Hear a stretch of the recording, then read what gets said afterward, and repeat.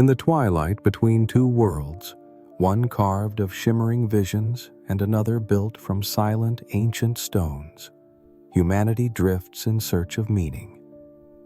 We are seekers by birth, pilgrims of an inner cosmos more vast than any star map could chart. Yet, as the modern age unfurls its sleek digital wings and spiritual language is whispered on the winds of social media and rebranded self-help, a subtle shadow slithers beneath the incense smoke. The sacred has been styled, the divine algorithmized. Something once holy now echoes hollow. To speak of contemporary spiritual practices today is to step into a hall of mirrors, where ancient symbols have been stripped of marrow, where the whisper of the sacred is often drowned by curated affirmations and monetized enlightenment. There is a strange comfort in these polished forms of awakening, a kind of gentle anesthesia of the soul. And yet, beneath the mantras, crystals, breathwork apps, and high-vibration hashtags lies a haunting dissonance. What was once a crucible for ego death has, in many places, become a boutique for ego reinvention. Imagine walking through a vast bazaar. The stalls glitter with teachings borrowed from East and West, from mystic to monk, shaman to saint. There are cards promising destiny, courses that map chakras like city grids, and coaches offering direct paths to transcendence, often with a price tag.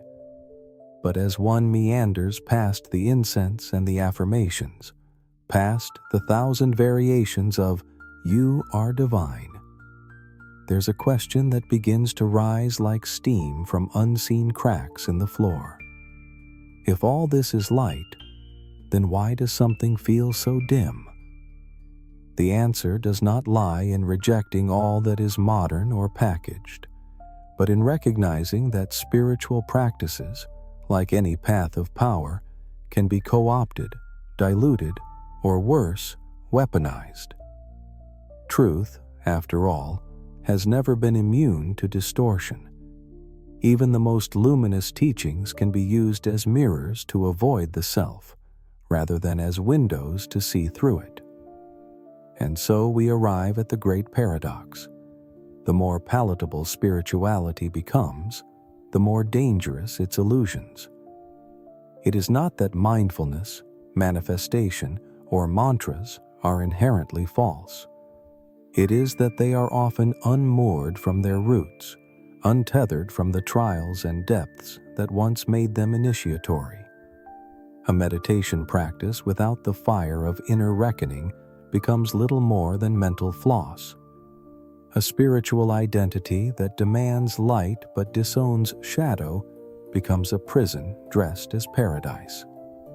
And when these practices are commodified, as they so often are, they shift from vehicles of transformation to instruments of ego inflation, offering elevation without excavation. We must also acknowledge the subtle seduction at play. The dark truth is not just that these practices are diluted, but that we, on some level, prefer them that way. The modern soul is tired, overstimulated, aching for relief rather than rupture. Who would choose to plunge into the abyss of their wounds when a few affirmations promise bliss? Who would dare face the devouring silence when guided meditations assure serenity? In a world that moves too fast and digs too shallow, spiritual consumerism is not just offered, it is invited. But this isn't merely a critique. It's an invitation to peer behind the veil, to question what has been presented as truth, to see not only the light, but the contours of the shadow it casts. For in that shadow, lurking beneath our thirst for transcendence and healing, lie forces that feed on illusion, thrive on bypassing, and seduce the seeker into cycles of dependency, masked as evolution. The path to the sacred is not always lit by candles and guided by song. Sometimes it howls. Sometimes it breaks you open. There is a reason why the mystics of old withdrew into deserts, why initiates were buried in caves, why visions came not during massages, but in the terror of the night. The sacred was never supposed to be safe. It was holy because it was dangerous, because it stripped you, silenced you, shattered the stories you told about who you were, and rebuilt you with silence, ashes, and unbearable truth. And yet today, spirituality is often marketed as a way to feel good, to escape discomfort, to become a better version of you. But what if the real spiritual path doesn't improve you? It unmakes you. Uncovering the dark truths of contemporary spiritual practices is not about cynicism.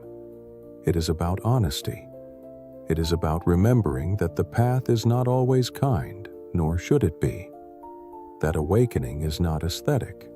It is seismic. And that sometimes the brightest light is used to blind rather than to guide.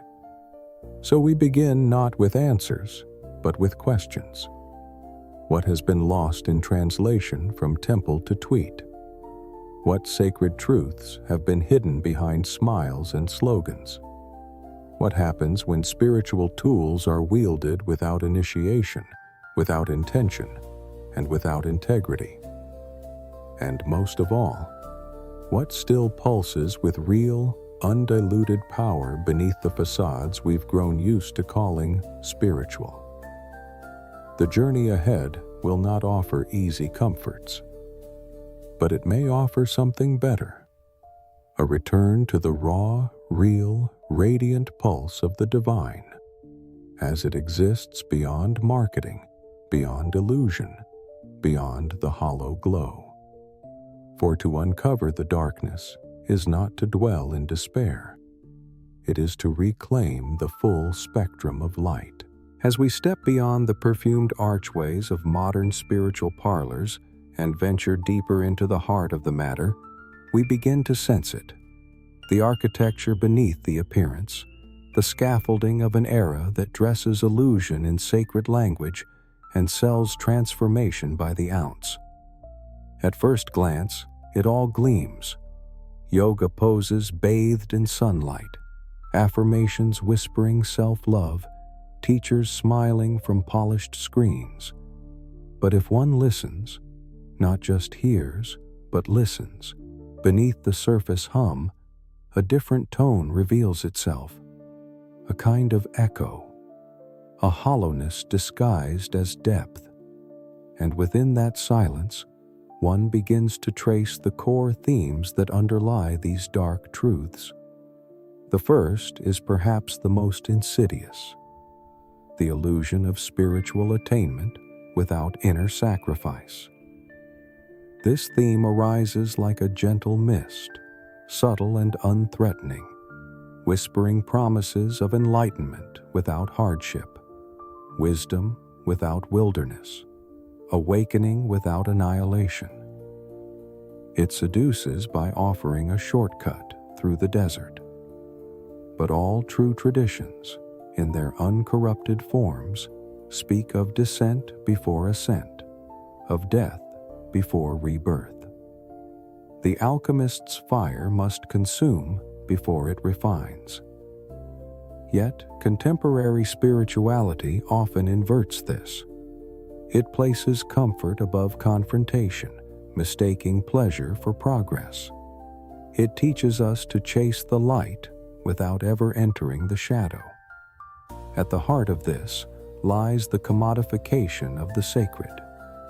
When the holy is transformed into a brand, the message must appeal to the broadest base, be palatable to the ego, and be packaged for consumption. In this model, spiritual practice becomes a product, and the practitioner a consumer. And like all good consumers, we are encouraged to keep buying more crystals, more workshops, more guided journeys. The true danger here is not the buying itself, but the disconnection from inner authority it fosters. We begin to outsource our awakening, believing that someone else holds the key. The sacred becomes externalized, divorced from the silent wisdom within.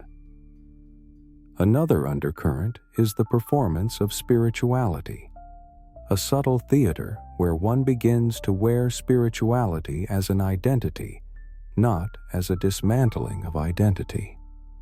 Social media is fertile ground for this, turning transformation into a spectacle, mysticism into metrics. Likes become modern amens, followers the new disciples. The inner journey, once private and raw, is rendered public and curated. In such a performance, authenticity is often sacrificed at the altar of appearance. But true spiritual growth is rarely beautiful in its early stages. It is messy, disorienting, full of unbecoming. The soul does not bloom on a schedule, nor does it shine under spotlights. Closely tied to this performance is a phenomenon known as spiritual bypassing, the use of spiritual beliefs or practices to avoid facing unresolved psychological wounds or emotional truths. Everything happens for a reason becomes a shield to avoid grief. Love and light becomes a mantra to silence anger. You are not your story becomes a way to dismiss someone's trauma. In this bypass, there is a disembodiment, a turning away from the raw human experience in favor of abstract detachment. But what is denied in shadow festers. What is not felt cannot be healed. And thus, in bypassing, we create internal division rather than integration. There is also a deeper force lurking beneath the surface, a hunger for control dressed as surrender. Many contemporary practices promise manifestation, abundance, and co-creation with the universe. At their best, these ideas affirm agency and remind us of the soul's creative power. But at their worst, they become tools of spiritual narcissism, feeding the illusion that we can bend reality to our will, that we are the gods of our domain. It is a subtle hijacking of humility, where surrender is replaced by strategy, and divinity is confused with domination. True surrender is not about commanding the cosmos. It is about dissolving into its rhythms. And then there are the half-truths, the most dangerous kind. These are teachings that begin with ancient wisdom, but are severed from their roots, distilled into sound bites that lack depth and context. You create your own reality is one such truth, potent in the hands of the mature seeker, but cruel when applied to victims of systemic injustice or trauma. The law of attraction, when stripped of nuance, becomes a blame game. Karma, when misunderstood, becomes an excuse for apathy. In the wrong hands, even light becomes a tool of oppression. For not all truths can be contained in slogans. Some require silence, others demand suffering. Yet perhaps the most heartbreaking theme of all is the loss of the sacred itself, the slow erosion of reverence. In the rush to make spirituality accessible, we have forgotten that the sacred is not always safe. It is not always soft. It is not a spa for the soul. It is a forge.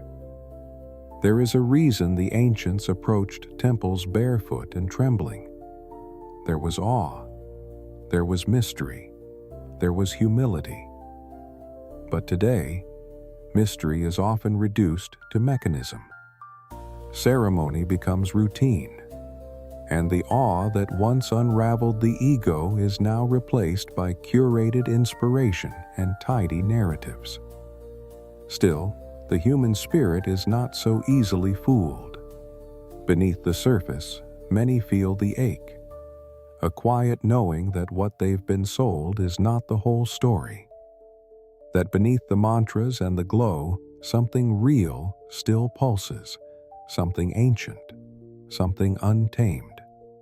And it is that knowing, that sacred discontent, that can become the doorway back. For when the soul tires of performance, when it refuses the bypass and walks back into the fire, the true path begins again. Naked, unscripted, holy. We must now ask, what are the symbols that point the way back to the real? What ancient metaphors and sacred stories have survived the dilution and still whisper truth through the noise? And how might we rediscover them, not as consumers, but as initiates? Long before our age of algorithms and curated awakenings, wisdom moved through the world not as data, but as story. It danced in the flickering light of fire circles, whispered from the mouths of sages, etched itself into the walls of caves and temples in symbols meant to speak to something older than language. Stories were never just entertainment. They were maps for the soul, keys buried in myth, codes wrapped in metaphor. And in these stories, often strange, often brutal, always alive, lay the deeper truths that modern spiritual convenience has all but forgotten. There is one such tale that resurfaces across continents and cultures, cloaked in different names but echoing the same essence. It is the story of the false self and the sacred fire. A man walks into the desert carrying a mask. It is beautiful, shaped from all the praise he has received, polished by the roles he plays in society, painted with the approval of others. The mask makes him charming, powerful, spiritual even. He is respected in the village for his wisdom, his grace, his poise. But something gnaws at him each night, a soundless hunger that no mantra silences. He follows the call of this hunger into the desert, toward a fire that is said to reveal the truth of all things. Many before him have stood before it. Some returned changed. Others did not return at all. When he arrives, the fire greets him not with warmth, but with silence. It demands nothing, but burns with a kind of watching that strips away pretense. The man steps forward, ready to make his offering. He takes the mask from his face and holds it over the flames. But the fire does not accept it. It flickers once, then roars. Not the mask, it says.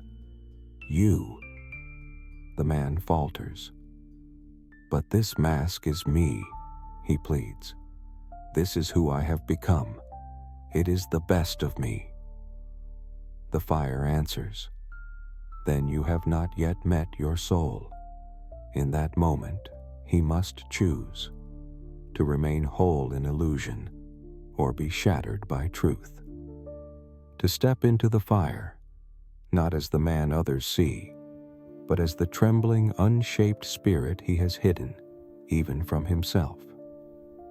This story is no mere parable. It is a spiritual reckoning cloaked in allegory. The fire is not some deity awaiting homage. It is the sacred confrontation each soul must face when all borrowed identities fall away. And the mask, oh, the mask.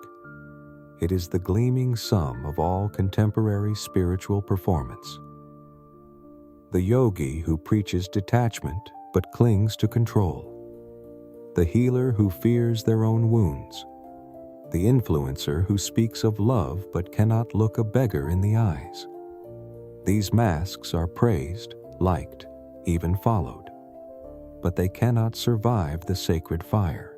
Another ancient symbol, often misunderstood, is the serpent. In some traditions, it slithers as a villain. In others, It coils as a guardian of initiation. The serpent sheds its skin not once, but many times. It grows only through the surrender of identity.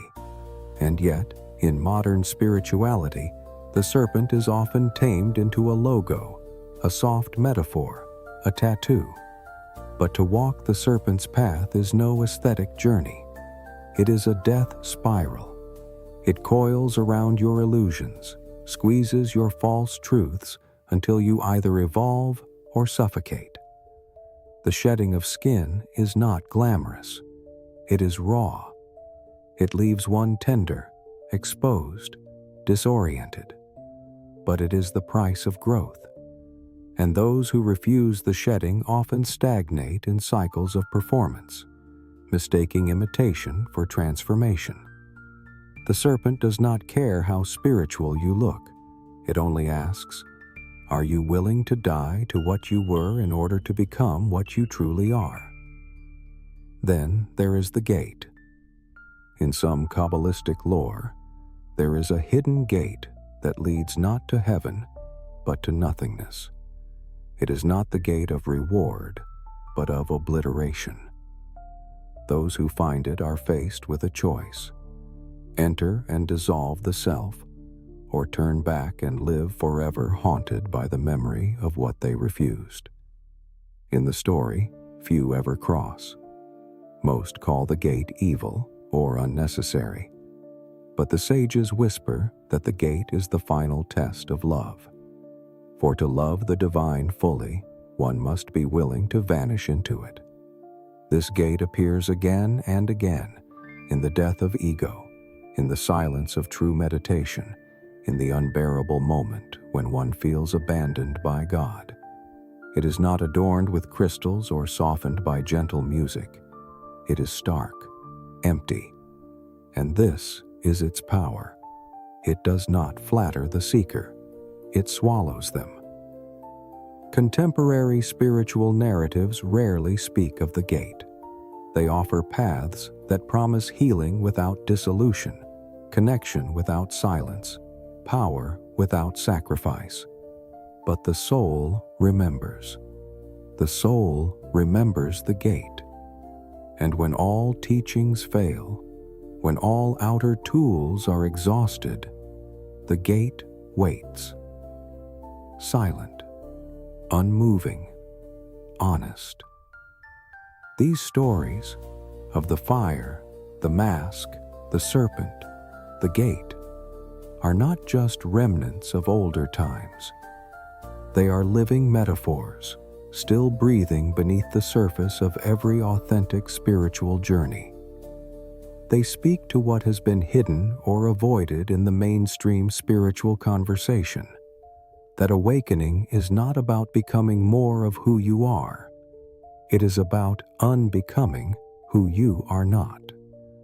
And here lies the invitation: to stop mistaking the glow of the mask for the light of the soul, to stop dancing around the fire and step inside, to listen again to the stories not as myths, but as mirrors. The moment one steps back from the enchanted theater of spiritual performance, where identity is crafted like costume and healing is marketed like skincare, something irrevocable begins. It is as if a glass dome, once invisible, shatters. The air tastes different. The truths feel heavier. The silence less forgiving. And yet, paradoxically, this is where the real work begins. The real life begins. Not the curated existence of the spiritual persona, but the trembling, holy ordinariness of being awake in the world as it is, not as we wish it to be. It is tempting to think that the insights born from uncovering the dark truths of modern spirituality belong only to retreats, to ritual spaces, to silent journals scribbled under moonlight. But truth, to mean anything, must integrate into action. The sacred must be carried into the subway, into the grocery line, into how you speak to your child, or answer a stranger, or treat your own aching loneliness when no one is watching. The point of seeing through the illusion is not to escape further, but to return, eyes wide open. So what, then, does this integration look like? It begins, paradoxically, with unlearning. For those who have been steeped in the aesthetic of spirituality, the first real step is often subtraction. To lay down the spiritual vocabulary like armor. To stop saying, "I'm manifesting," when what you mean is, "I'm terrified of uncertainty." To pause before labeling every experience as divine timing, and ask whether perhaps it is simply life. Messy, unpredictable, unscripted life. To recognize when high vibration is being used to mask judgment, when boundaries become walls, when intuition is a placeholder for avoidance. The sacred is not served by language that confuses more than it clarifies.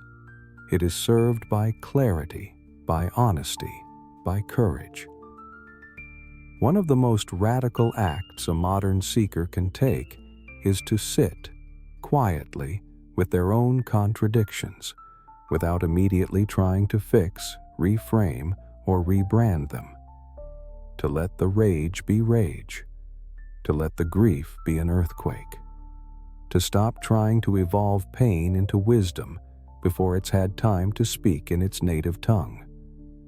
Emotional bypassing, after all, is the fastest route to spiritual stagnation, and so practical integration means feeling, deeply, consistently, uncomfortably. Not because it's fashionable, but because truth demands it. It also means returning to embodiment. Much of the spiritual discourse today floats above the skin, concerned with chakras and star seeds and soul contracts, but disconnected from the blood and bones that bear them. But awakening is not an escape from the body. It is a descent into it. To feel the ground. To breathe without seeking transcendence. To eat, sleep, love, grieve, sweat, as if every cell were holy, because it is. The body is not an obstacle to the divine. It is the chalice that carries it. And in this embodied presence, we begin to see more clearly the spiritual dynamics at play in the world around us.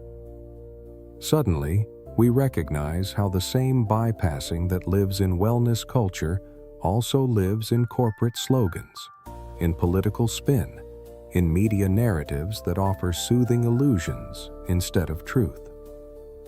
The personal and collective mirror each other, which means that deconstructing the lies of personal spirituality also sharpens our sensitivity to systemic illusion. In practice, this changes how we engage with power. No longer are we content to let spiritual teachers speak without accountability simply because they wear the right robes or say the right things. No longer do we assume wisdom based on charisma. We begin to demand depth, discernment, integrity, not because we are cynical, but because the sacred deserves protectors, not just performers. This reorientation also shifts our sense of community. We begin to seek not the loudest voices in the room, but the quiet ones who have lived through fire and emerged humbled.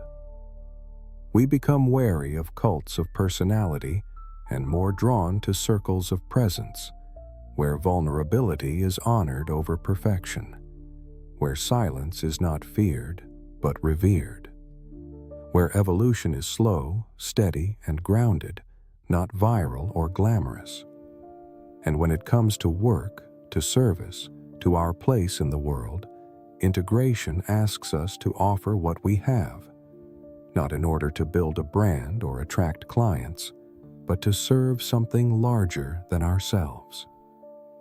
Purpose is no longer a slogan, but a humbling commitment, a kind of sacred labor that does not always look shiny. Sometimes it means showing up for someone's pain without trying to fix it. Sometimes it means creating art that unsettles instead of soothes. Sometimes it means turning down a spiritual opportunity that compromises your integrity. True purpose, when it finally emerges from the ashes of ego, is rarely about status. It's about surrender. Perhaps most importantly, real-world integration requires a continual relationship with the unknown, with the mystery. It requires admitting again and again, "I do not know," and not rushing to fill that gap with pseudo-certainty. The mind wants quick resolution. The soul wants deep revelation. And the latter often arrives only in silence, in waiting, in darkness. Which is why, for all the practices and tools available, perhaps the most important is stillness. Not performative stillness, but the kind that listens, the kind that weeps, the kind that does not demand answers, but welcomes the questions that unravel us. This is not a glamorous path. It is not likely to go viral, but it is real. And it is the only path that leads not just to better moods or temporary clarity, but to a radical, lived, embodied awakening. Not the kind that floats above the world, but the kind that walks barefoot into it, unarmored, honest, whole. And so we arrive, not at an end, but at a beginning disguised as a closing door. We have wandered through the shimmering surfaces of modern spirituality and glimpsed the fault lines running beneath its golden light. We've followed myths that were never meant to entertain, but to disarm. We have stood before the fire, recognized the serpent's demand, touched the forgotten gate. We have sat in the rubble of our false altars, and now, here, we face the question that has waited patiently in the silence all along.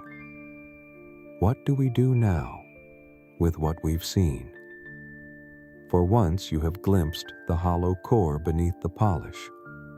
Once you've watched sacred language contorted for profit. Once you've caught yourself craving spiritual status while calling it humility. There is no going back to comfort.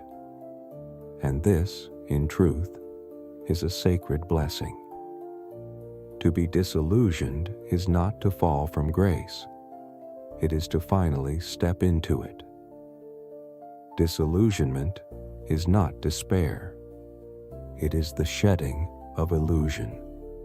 It is the eyes adjusting to the darker room in which truth dwells. Quiet, raw, unspectacular, but utterly real. When we leave behind the illusion of a spiritual path that always pleases, we inherit something far more valuable, a path that transforms.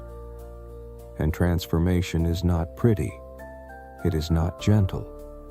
It is holy violence, the kind that dismantles every false story we've told about who we are, not to punish, but to free. You begin to understand that your wounds were never signs of spiritual failure. They were doorways. That your anger, your confusion, your longing for something more were not distractions, but guideposts. The dark night of the soul was not a detour. It was the true initiation, cleverly disguised as loss.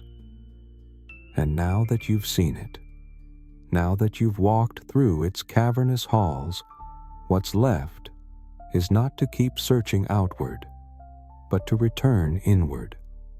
But this time, without the mask. This return is not about discarding all tools, practices, or language. It is about re-inhabiting them with reverence, reclaiming what is sacred not because it's trending, but because it has burned through you and still stands. A simple breath can become sacred again, not because it calms you, but because you know it connects you to something vast and unfathomable. A mantra regains its power not when it is repeated mindlessly, but when it arises from a place so quiet that the soul itself begins to hum. You no longer meditate to become peaceful. You meditate to become empty. You do not seek light to escape darkness. You seek light because you are willing to face the darkness. Your spirituality is no longer about what you appear to be. It becomes a silent vow, lived in every word you speak, every choice you make, every moment you refuse to turn away from what is difficult or painful or profoundly inconvenient. You stop performing your awakening. You embody it. This embodiment is not dramatic. In fact, it is often invisible. The truest mystics walk quietly. They love fiercely. They are more interested in truth than in being right. They have no need to advertise their alignment because their life becomes their altar. Their relationships become their teachers. Their presence becomes their transmission. This is the revolution the modern spiritual world needs. Not new jargon, but old truths, lived honestly. Not bigger platforms, but deeper roots. And yes, this return will be lonely at times, because illusion has many friends, and truth walks mostly alone. But the aloneness is not absence. It is invitation. It is in this space that something ancient begins to whisper again, something wild and real and unmarketable. You begin to feel it not as a voice, but as a pulse, beating in your bones, humming through your skin, radiating from the still point within you that was never truly lost.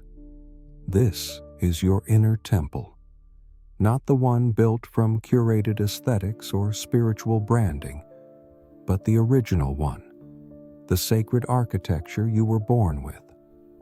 Here, you do not need to prove anything. You do not need to protect your image. You do not need to speak in certain tones or wear white or use the right terms. Here, you are allowed to bleed and burn and tremble. You are allowed to be a mess and still be holy, because the sacred was never looking for your perfection. It was only ever waiting for your presence. So what now? Now, you walk back into the world, not as a spiritual persona, but as a human being stripped bare and made sacred by the very wounds you once tried to hide. You forgive yourself. You forgive the teachers who misled you. You stop looking for the next answer and begin listening to the questions. You reclaim reverence. You rebuild your inner temple, not with knowledge, but with being. You start telling the truth, even when it costs you. You let your love be fierce, your grief be honest, your joy be uncontained. You give the divine your whole self, not the cleaned-up version. And above all, you remember, awakening is not something that happens once. It is a rhythm, a death and rebirth and death again. It is an endless dance with the mystery. You will forget and then remember. You will fall asleep and then awaken. And each time, the illusion will feel more absurd and the truth more unavoidable. That is the real path. Not a performance, not a product, but a sacred return. And if you can commit to that, not once, but over and over, you will not only uncover the dark truths of contemporary spirituality, you will transcend them. And in doing so, you might just awaken a light so ancient, so sovereign, so utterly yours, that no system, teacher, or trend could ever claim it again. That light is not out there. It never was. It is you. And now you remember.